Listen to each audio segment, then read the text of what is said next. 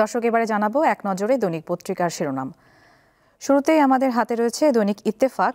শিরোনামে দেখতে পাচ্ছি ৩৫% শুল্ক আরোপ করে ইউনূসকে ট্রাম্পের চিঠি, রপ্তানি নিয়ে উদ্বেগ।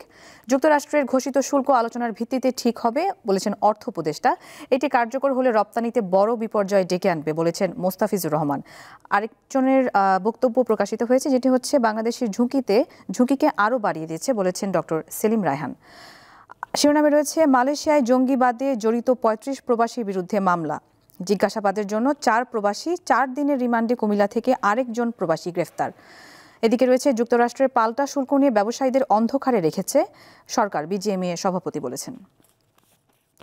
এরপর রয়েছে দৈনিক কালের কণ্ঠ। শিরোনাম ট্রাম্প শুল্কে রপ্তানিতে খাঁড়ার ঘা।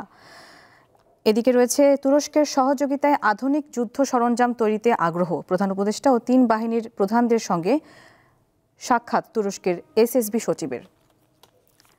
এরপর রয়েছে দৈনিক যুগান্তর। শিরোনাম পোশাক শিল্পে অশনি সংকেত, ট্রাম্পের ৩৫% শুল্ক আরোপের চিঠি ডক্টর ইউনূসকে। আরেকটি শিরোনামে রয়েছে টানা বৃষ্টিতে ডুবছে ফেনী শহর।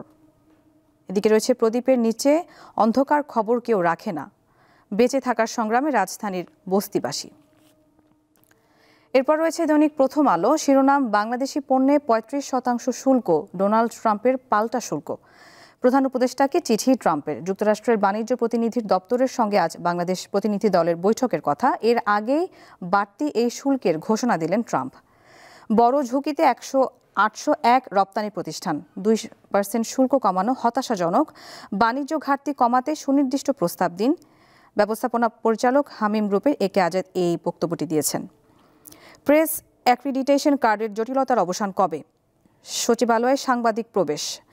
আরেকটি শিরোনাম পদ্মা সেতুর প্রকল্প এলাকা রক্ষা, বাঁধে ভাঙন। এরপর রয়েছে দৈনিক আজকের পত্রিকা। শিরোনাম ছাড় না পেলে বড় সংকট, ট্রাম্পের ৩৫% পাল্টা শুল্ক। বর্তমানে দেশের পণ্যের উপর মার্কিন শুল্ক ১৬ থেকে ১৯%, আরও ৩৫% যুক্ত হতে পারে। দর্শক, জেনে নিলাম আজকের দৈনিক পত্রিকার শিরোনামগুলো।